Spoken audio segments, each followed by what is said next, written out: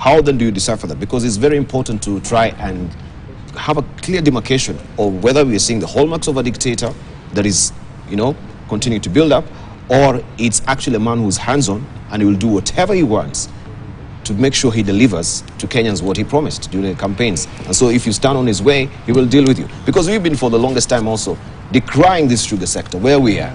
It's hurtling now towards the cliff and of collapse. We are talking about imports. It's an item that even we have an iron-fisted man that will come and try and bring sobriety within that particular sector. Maybe it will take a man where you say there's a benevolent dictator to try and bring sobriety in that particular sector. Yes.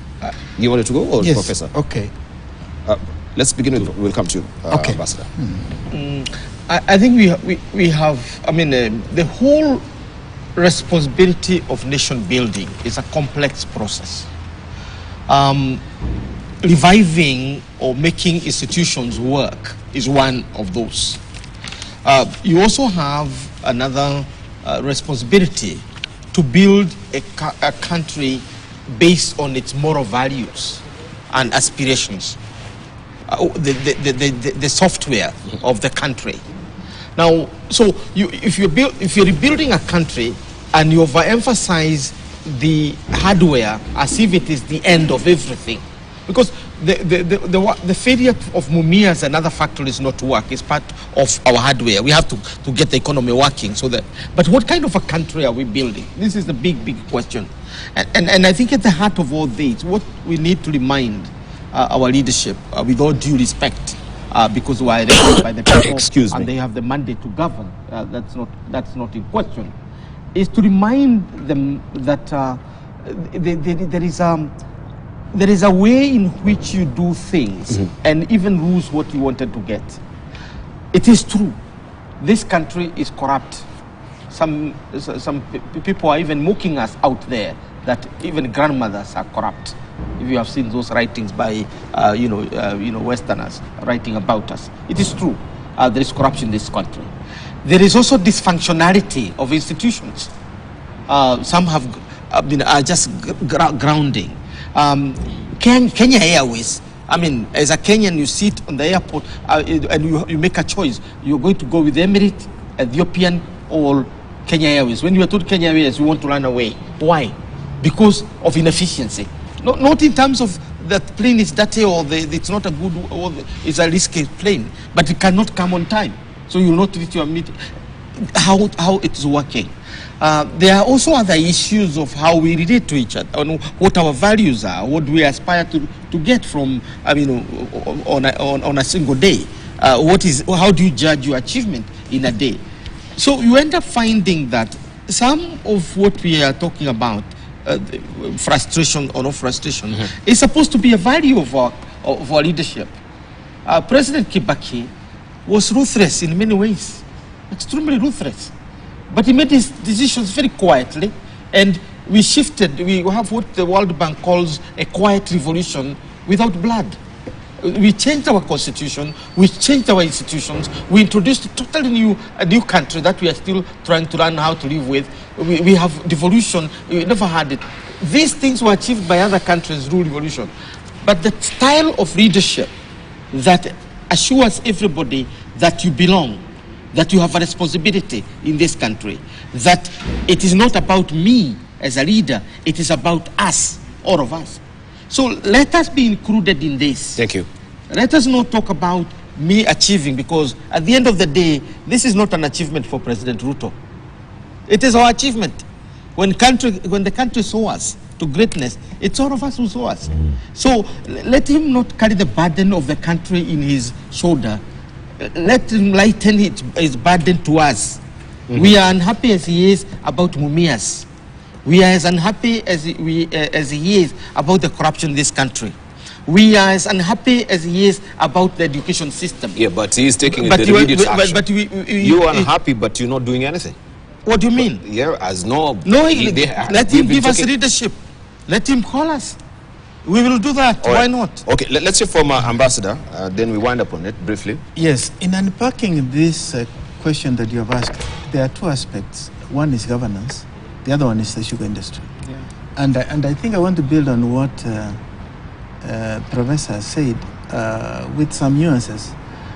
That yes, there's no doubt when you look at the optics, the president is extremely busy and he's in a hurry to make sure that he delivers the mandate and the promise he made to the Kenyans.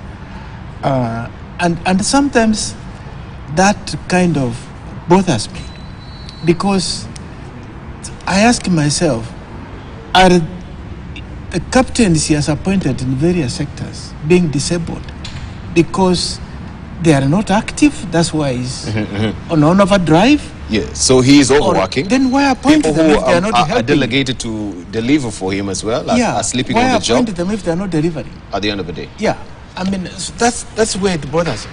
So Because- we try and understand his frustration. Yeah. That he is a man who is working. but- He's really under the gun to deliver. Yeah, but But the then- machinery around him are frustrating him. Yeah, So okay. it's part of a capture. Yeah.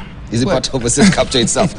I've been Or saying- even as we're winding up, Yeah, let me but just. there is Yes, been an saying this element I on- wanted to mention about the sugar industry. As I said, if you know the sugar industry, in Kenya, sugar arrived around almost 70 years ago, 100 years ago. So in 1820 around there. 1922 is 1920. when the first factory was established here in Kenya on sugar. And since then, sugar has gone through quite a number of evolution. In fact, come 70s, Kenya was a net exporter of sugar. But then from 80s, Kenya started declining. And even when the COMESA regime kicked in, we engaged Kenya quite a lot because Kenya almost didn't want to join the COMESA treaty, sign the COMESA treaty because of sugar. And so we had to have a deep dive to understand the nature of sugar industry, and the Kenya was given a moratorium of about 5 years to organize the sugar industry so that Kenya would be competitive. What I think from what I see, and I know a little bit about sugar, is we are frogging a dead horse. I'm sorry to say so because I know many people will not understand. They will think I am not a patriot, because the factors, if we continue the business as it is today, Kenya is not going to be a player in sugar, because these are three factors that I look at. If you look at sugar, the way the agronomy of it, the technology of it, and the global scenario. Today, just a bit of statistics. To produce 1 ton of sugar in Kenya, it takes you almost $1,000. The world prices for sugar is about $700. And so even under COMESA regime, Kenya was given a dispensation that, okay, the difference, because at that time when the COMESA trade regime was kicking in, Kenya was importing, Kenya consumes about 600 at that time. Today is consuming about 900,000 tons.